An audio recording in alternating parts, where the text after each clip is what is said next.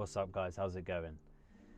Something that I wanted to talk about this week is something that has been with me my whole teaching career and my whole playing career, in fact, and it's now even more prominent as I venture into the teaching world more professionally and have more students and reach more students, is the idea of keeping students and your children, my students and your kids, infused and wanting to practice every week, building up regular habits with it, getting it consistent, and ultimately seeing better results from playing the drums from your lessons. So I want to take this right back to my beginnings, or the beginnings of my drumming journey, and some stories that I was told and kind of led to believe that now I actually am not entirely sure if they're completely true and or the best way to go about the world of practice, or the idea of practice. So something that I was taught when I was at college was that practice needs to be long. You need to be spending like hours and hours in the practice room. It should sound good. We should be able to play everything super fast, and we should be practicing all areas of our playing every single time we go into the practice room. So those are some common misbeliefs, or certainly for myself, and I'm sure there's other drummers and tutors out there who maybe that resonates for as well. And they're dangerous, if I'm honest. I think they're quite dangerous thought patterns and beliefs to impose on young musicians. There's some elements of truth in it. I'm not saying that doesn't work, or that's not necessary in order to achieve a certain goal on an instrument, but it can, certainly in the early days, can be quite detrimental to the learning and the love. We're going to talk more about this in a minute, but the love of playing an instrument. Now I'm a little bit older and a little bit more experienced and have taught for a lot more years. I have learnt that drilling, like running drills of rudiments, or or like exercises and technique exercises over and over and over and over again, is one area that does achieve results. I'm not saying that it doesn't. However, with a 8, 9, 10, or a beginner of any age, it just doesn't work. It just doesn't work. All it does is bring up the boring factor and bring down the fun factor. It's tedious. It's hard. It's really, really hard to learn a brand new technique in the best of times. And if we've got no context to put that in, I'm not going to say it's impossible, because it's not impossible, but it's really, really tricky. Now, this is even more heightened with a young student, with someone, and really a kid, anyone who wouldn't consider an adult, under 18, under 20. It's really, really difficult to get those messages into them. So how can we go about changing this? How can we get them enthused, and how can we get them excited and wanting to play the drums? The first and ultimate thing for me, first and foremost thing for me, is getting the student to just love playing the drums. Fall in love with playing the drums first and foremost. It's the best way to ensure that this student, is going to be on those drums pretty much every day. In the beginning, experimenting, exploring, taking stuff apart, tuning differently, just trying stuff. Play is the word. We are playing the instrument, and that is, for me, hugely important in the early stages. I remember so well being young and getting my first drums, and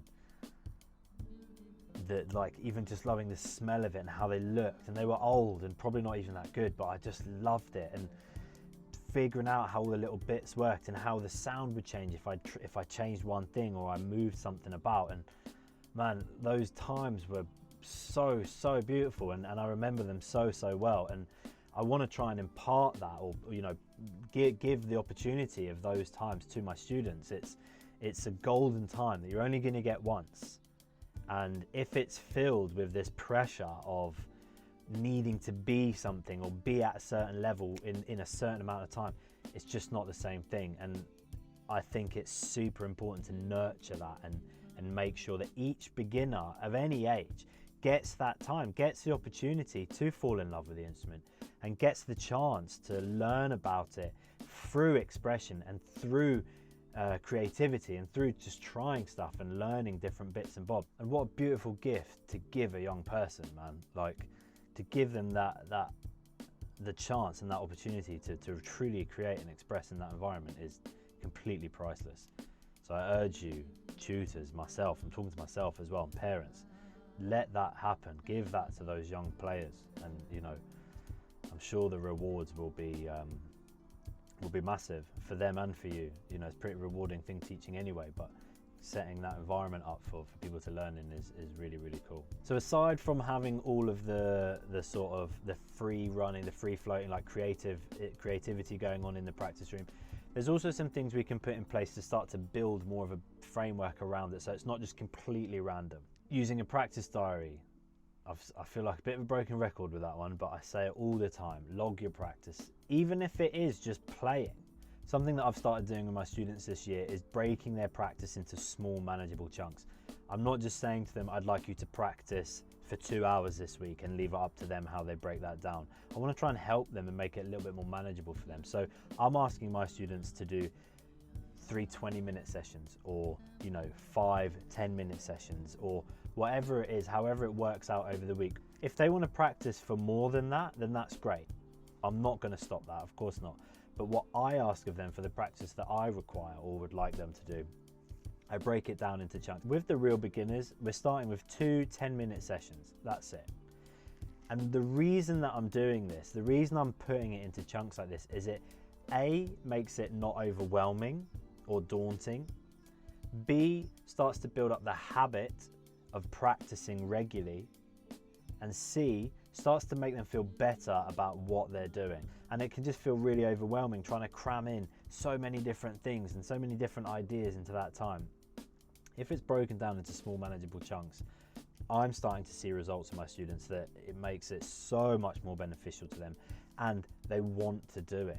They want to go into the practice room because they know they don't have to sit there for hours and hours. The reality of teaching young people an instrument is that some days they're just not going to want to do it, and that's not even exclusive to young people. Some days I don't want to come and practice. That's just life.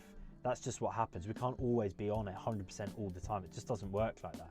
So trying to work with that instead of against it is something that I think is really, really crucial for the progression of the student. For the parents out there watching this, this is where you come in as well, guys. It's really important that you're engaged with their practice. Most of the time it's a mix when a new student comes between the student wanting to learn and the parent being keen for their child to learn an instrument. And this is great, this is amazing. The more musicians we have in the world, the better. Never a bad thing. Something that I think would really help your child is if you're engaged with that practice as well. Learn with them, at least in the early years, so that when they have a question they can ask. Something that happens quite a lot is students will be great in here, we're learning, everything's going well. When they get home in a completely different environment on drums that aren't the same as mine, the whole thing starts to fall apart a little bit, and especially if there's no one there to give any guidance at all. And most of the stuff that we're learning in those early years, parents, you're going to be able to pick it up pretty quickly as well. So try, if you can, get engaged. Sit in the lesson with your child. I'm sure most tutors will allow that. It's never really an issue. I don't see why they wouldn't. Sit in, listen, take on board what's happening. When your little one has a question for you, you can answer, you can help. Make it fun for them as well. Stick some tunes on, rock out in the house. When you're listening to music, say to them, can you hear what's going on here? What's the drums doing in this song, or the guitar, whatever you're learning? Get involved with it. Don't sit on the sideline. Jump in, make it fun. You will definitely learn something too. I hope this video was beneficial to you guys. Just some things that are coming up for me, and I want to share this and get the conversation going. I have so many parents asking me questions, so many students asking me questions, and let's get that conversation started. The more we're sharing, the more we're talking, the more fun our kids are going to have, or the drummers are going to have, and the more we're going to learn, both me and the student and the parent as well. Hope you have a wicked week, guys. I'll catch you next time. Peace.